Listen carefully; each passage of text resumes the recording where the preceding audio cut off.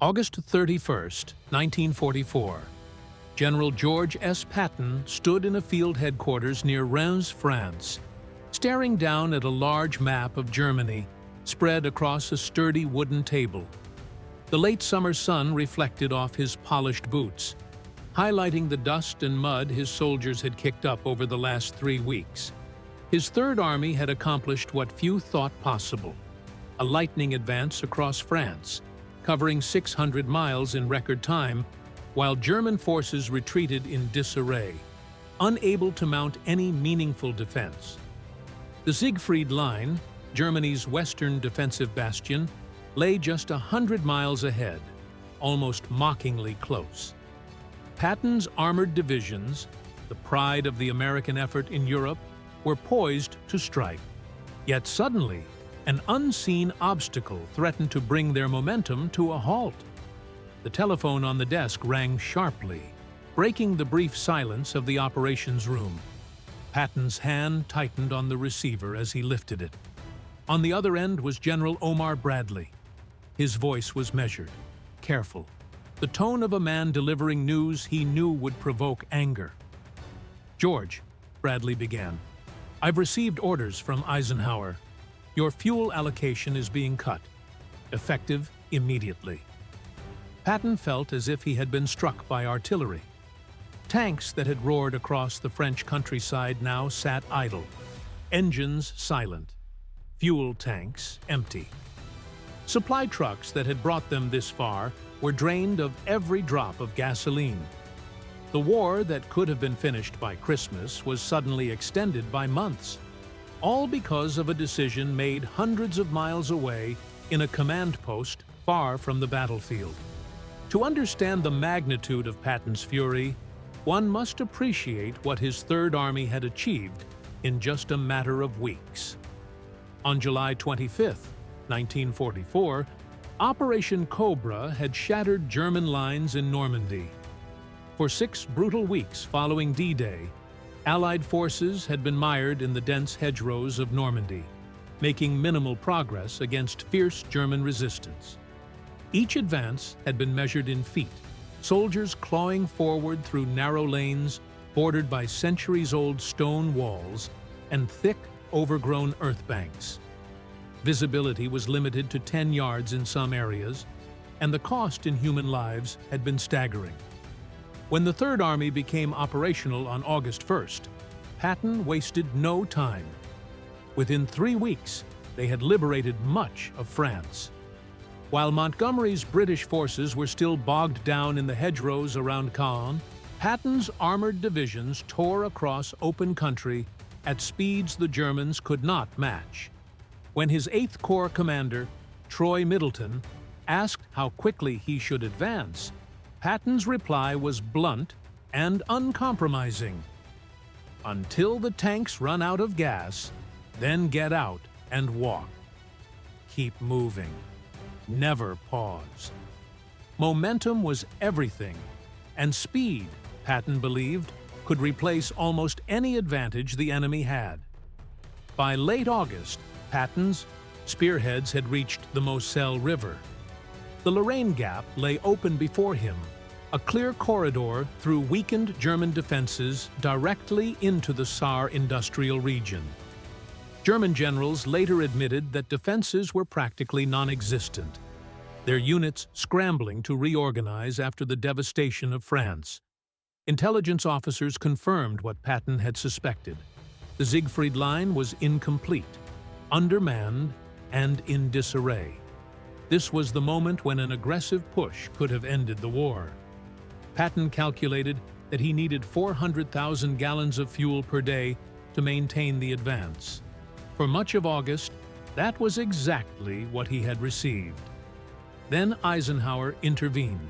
On August 28, 1944, Supreme Commander Dwight D. Eisenhower convened a meeting at Supreme Headquarters Allied Expeditionary Force. He faced a difficult decision. Allied supply lines were stretched thin, with everything still flowing through the beaches of Normandy. Antwerp had been captured, but its port facilities were not yet operational. There simply wasn't enough fuel, ammunition, and equipment to support every army advancing at full speed. Someone had to be prioritized. Someone had to wait. Field Marshal Bernard Montgomery argued forcefully for his plan: a concentrated thrust through the Low Countries, across the Rhine, and deep into the Ruhr industrial region. He insisted that, given sufficient resources, he could end the war by Christmas. Eisenhower, balancing strategy with the pressures of coalition command, agreed. By August 31st, the roar of Third Army engines fell silent.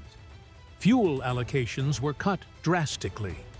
Tanks that had thundered across France now sat motionless in muddy fields near the Moselle River.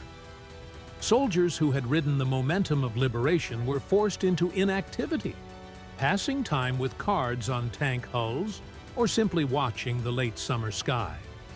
The German border, visible on maps, seemed tantalizingly close, yet without fuel, it might as well have been 300 miles away. Patton's fury was immediate and palpable. He called Bradley, his words sharp and laden with anger. "We've got the enemy on the run, and you're stopping me because of some theory about a single thrust," he said. Bradley, sympathetic but constrained by orders, explained that fuel and supplies were being redirected to Montgomery's 21st Army Group for Operation Market Garden. Patton's offensive, for now, would have to wait. But Patton was not a man to accept inaction quietly. He summoned his quartermaster, Colonel Walter Mueller, and issued instructions that were not found in any field manual. "I don't care how you do it, Mueller. Find me fuel. Use your imagination." Mueller understood. What followed became legend throughout the European theater. Third Army quartermasters began intercepting convoys destined for other units, redirecting trucks, and arriving at depots with paperwork that looked official enough to avoid scrutiny. Fuel, ammunition, and vehicles intended for other armies mysteriously appeared at Third Army locations, ready to be used against the Germans. Other commanders raised complaints. First Army trucks arrived at depots only to find them empty. Seventh Army followed shipments that ended up in Third Army hands. Patton's response was unapologetic. "Supplies belong to whoever can use them to kill Germans. Right now, that's us." Critics called it theft. Patton called it aggressive logistics. In mobile warfare, speed demanded flexibility, and rules were secondary to results. Meanwhile, Montgomery's 21st Army Group received almost every available resource. Operation Market Garden, his ambitious plan to seize bridges behind German lines in the Netherlands, required staggering logistical support. 1,000 transport planes, 1,500 gliders, and enough fuel to move the 30th Corps 64 miles through enemy territory. British Second Army received priority on fuel, ammunition, replacement vehicles, and reinforcements. Patton's requests went unanswered, redirected north. Eisenhower's reasoning was strategic. Montgomery promised that Market Garden would outflank the Siegfried Line and position Allied forces to capture the Ruhr by Christmas. On September 17, 1944, Operation Market Garden began. 35,000 Allied airborne troops dropped behind German lines in the Netherlands. Montgomery's ground forces advanced along a single highway toward Arnhem. Within days, the operation was in crisis. The British 1st Airborne Division found themselves surrounded by SS Panzer divisions that intelligence had dismissed as ineffective. The highway became a killing corridor. Every vehicle attempting to advance was vulnerable to German fire across the open Dutch fields. American paratroopers fought to hold bridges. Polish brigades could not be reinforced. By September 25th, the operation had failed. 8,000 British paratroopers were casualties. The operation had consumed enormous resources, but failed to achieve the strategic bridgehead Montgomery had promised. Patton, meanwhile, remained in Lorraine with minimal fuel. Engineers worked to build bridges across the Moselle. Reconnaissance units probed German defenses, but his armored divisions, once the spearhead of liberation, remained immobile. Patton wrote in his diary, barely containing his rage, "My men can eat their belts, but my tanks must have gas." He sent Bradley detailed plans demonstrating that even modest resources would allow Third Army to resume the advance. He pointed to Market Garden's failure as proof that the single-thrust strategy was flawed. Bradley sympathized, knowing Patton was right. Yet Eisenhower remained committed to the Northern priority. Months passed, and every day that Third Army waited allowed the Germans time to recover. Every day the soldiers remained idle was another day the enemy could reorganize, reinforce, and fortify. By mid-December, when the Germans launched their desperate Ardennes offensive, the Battle of the Bulge, Patton knew immediately what it meant. The divisions, fuel, and equipment Germany had amassed to launch the attack were a direct consequence of the months his army had been stalled, waiting for resources diverted north. The catastrophic human cost was evident. Over 80,000 American casualties in just the first weeks of the offensive. Patton's insight, however, had always been simple yet profound. In war, momentum saves lives. Delay costs them. The enemy you allow to escape today is the enemy you fight tomorrow, stronger and better prepared. His aggressive tactics, intercepting supplies, bending bureaucratic rules, were not acts of insubordination, but necessary actions to maintain momentum. In the chaos of war, initiative often outweighed protocol. As winter approached, Patton's patience wore thin. He had observed the failures of Market Garden, the misallocation of supplies, and the consequences of waiting too long. His diaries reflected his frustration, his recognition of opportunity lost, and the bitterness of watching the enemy regroup while his tanks sat idle. Yet even in this period of forced inaction, he remained calculating, planning, and ready to strike the moment opportunity presented itself. By March 1945, Allied forces were closing in on the Rhine, Germany's last major defensive barrier. Patton's mind was already moving ahead, anticipating the next moment to exploit enemy weaknesses, preparing to prove that speed, audacity, and bold action could outpace months of cautious planning. By the time March 1945 arrived, the rivers of Germany stood as the last significant barriers to Allied forces. The Rhine, wide and swift, represented both a physical and symbolic line. For months, Patton had watched, frustrated, as Montgomery meticulously planned his grand crossing, Operation Plunder. Thousands of troops, thousands of artillery pieces, airborne units, months of preparation, and media attention would accompany Montgomery's river assault. It was theatrical, designed to impress leaders and journalists alike. Patton, however, had no patience for theatrics. He had watched time slip away, watched the Germans rebuild, while he waited for fuel that had been diverted north to support operations that ultimately failed. Now, the moment for initiative had come. On the night of March 22nd to 23rd, Patton's reconnaissance units identified a lightly defended crossing point at Oppenheim, south of Mainz. The opportunity was too clear to ignore. He acted without asking for Eisenhower's permission, ignoring the need for elaborate preparations or airborne support. The soldiers under his command were ready. They had been trained for speed, for improvisation, for initiative. They moved under cover of darkness, in assault. Boats, silently crossing the Rhine while the enemy slept, unaware that the Third Army was about to establish a bridgehead deep in German territory. By dawn, the bridgehead was secure. Engineers worked feverishly, constructing bridges and expanding the position. Tanks, infantry, and artillery units moved forward with precision, turning what could have been a risky gamble into a rapid and decisive maneuver. Patton called Omar Bradley, his voice steady, but brimming with the weight of 6 months' frustration and anticipation.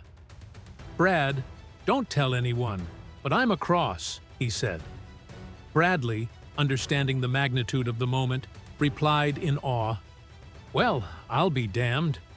"You mean across the Rhine?" Patton confirmed, knowing full well what this meant for both morale and strategy. The Third Army had crossed Germany's last major defensive barrier before Montgomery. This crossing was not about glory or recognition. It was about proving a principle Patton had long championed. Speed, audacity, and initiative could achieve more than elaborate planning and ceremony. While Montgomery's forces would follow with their massive, carefully staged Operation Plunder, Patton had already demonstrated the value of bold, rapid action.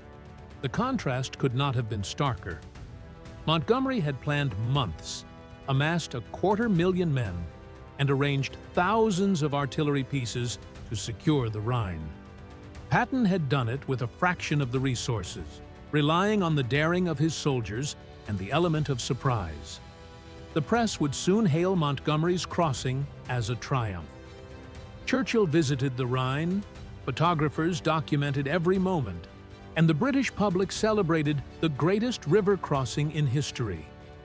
Patton, ever aware of the theater of politics, observed quietly, the satisfaction of vindication tempered by the knowledge that recognition often favored spectacle over substance. He had proven, in blood and strategy, that Third Army's aggressive, mobile approach was effective. Months of fuel restrictions, missed opportunities, and bureaucratic delays had not broken the Third Army's spirit. Once across the Rhine, Patton's forces surged forward with a speed that shocked both Allied and German commanders. They bypassed pockets of resistance, leaving infantry to clean up behind them, while armor raced ahead, cutting deep into German territory. Town after town fell. Buchenwald concentration camp was liberated. German units attempting to establish defensive lines found themselves already outmaneuvered, their rear threatened by American tanks and infantry moving at lightning speed. The pace of the advance illustrated exactly what Patton had been arguing since August. Momentum saves lives. Hesitation costs them. Between March 22nd and April 11th, Third Army advanced over 300 miles, a blitz of maneuver that few could have anticipated. Their speed, audacity, and willingness to seize opportunities reshaped the final months of the European campaign. Patton had long argued that waiting for perfect conditions, waiting for months of planning, only allowed the enemy to recover and consolidate. Now, the results were undeniable. The Third Army's actions validated his belief in aggressive, mobile warfare. Yet the bitterness lingered. Recognition and acclaim went to Montgomery, whose meticulously staged operation received all the press coverage and political praise.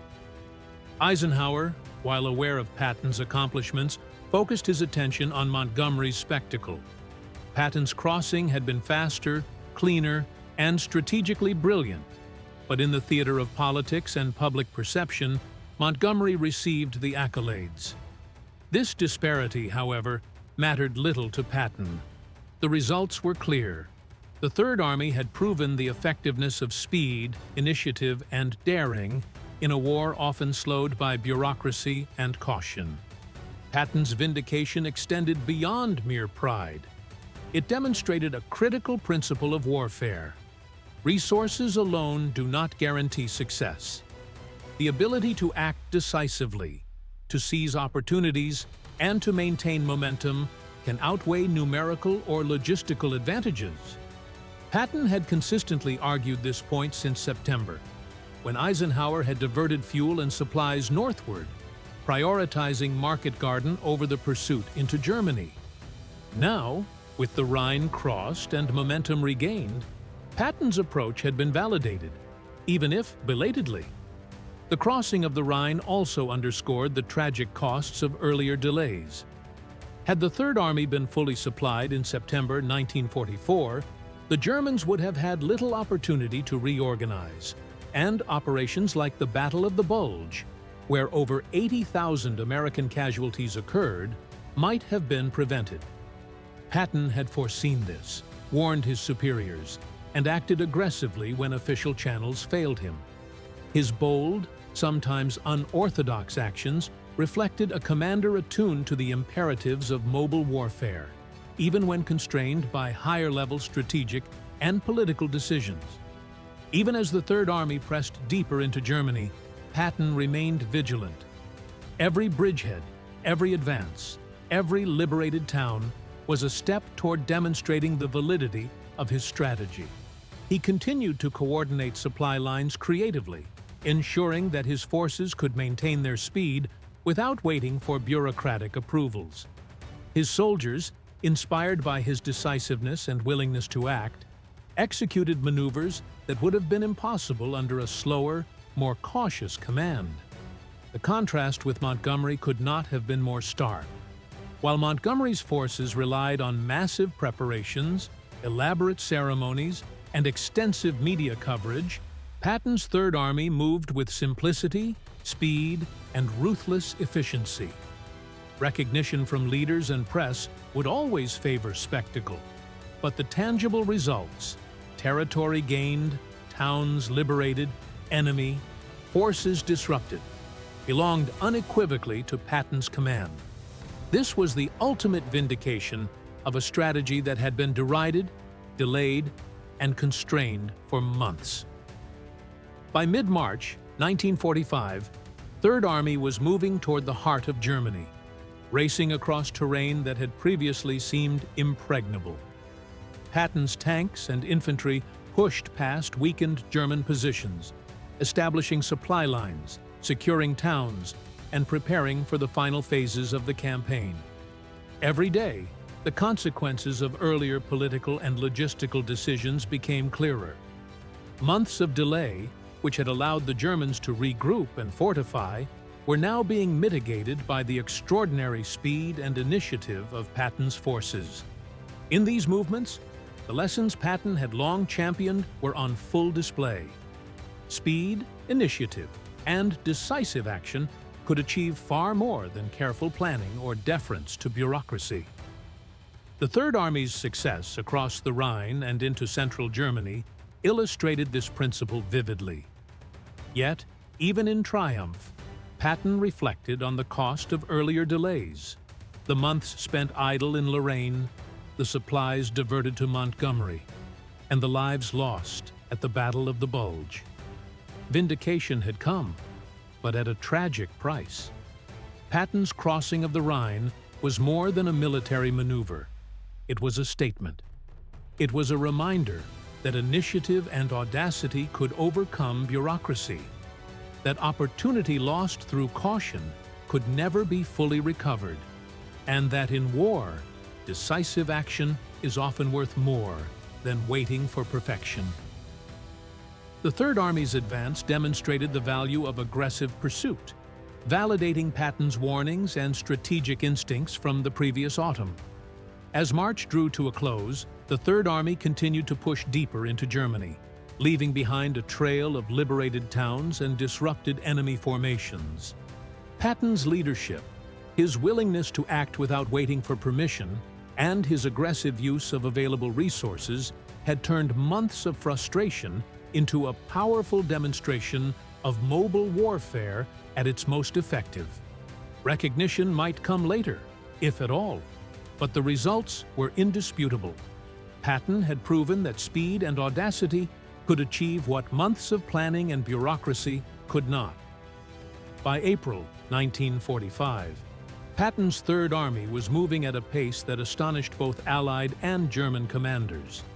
Tanks thundered across fields, infantry secured towns, and engineers rapidly repaired bridges, ensuring that momentum was never lost. The lessons of the previous months, How delays in September had allowed the Germans to regroup and fortify remained vivid in Patton's mind. Each liberated town, each disrupted German position, was both a victory and a reminder of opportunity lost. Despite his successes, political constraints still limited Patton's ultimate goals. Eisenhower's decisions, shaped by coalition politics and the desire to manage British and American relations, kept him from pushing all the way to Berlin. Yet, the Third Army demonstrated what Patton had long argued. Speed, initiative, and audacity in warfare could achieve far more than months of planning, elaborate operations, or cautious waiting.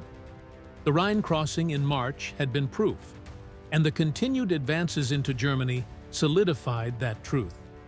Patton's soldiers, inspired by their commander's decisiveness, executed maneuvers with remarkable efficiency. They bypassed strongpoints, leaving infantry to clean up pockets of resistance while armored columns continued racing forward, striking deep into the heart of Germany. Buchenwald and other concentration camps were liberated along the way, the horrors of the Nazi regime revealed as they moved relentlessly east. The Third Army's rapid advance disrupted German defenses, creating chaos among units trying to regroup, demonstrating the effectiveness of mobile warfare. Even in victory, Patton reflected on the cost of the months lost. The Battle of the Bulge, which had claimed over 80,000 American lives, might have been prevented had the Third Army been fully supplied in September. His warnings about momentum and opportunity, ignored at the time, had proven prescient. The aggressive tactics he had employed, intercepting supplies, bending bureaucracy, and maintaining initiative, were now validated by results, though at the tragic cost of those months of delay. Patton's vindication was not simply personal pride, it was a lesson in military strategy and leadership. The Third Army had proven that decisive action could overcome limitations in resources and bureaucratic constraints. Recognition often favored spectacle, as with Montgomery's heavily publicized crossings, but the real story belonged to the soldiers of Third Army and the principle their commander embodied: act boldly, maintain momentum, and seize opportunity before it slips away. As the Third Army pressed further into Germany, Patton knew that while the war was nearing its end, the lessons of the campaign would endure. Momentum saves lives. Hesitation costs them. The enemy allowed to recover today becomes a deadlier threat tomorrow.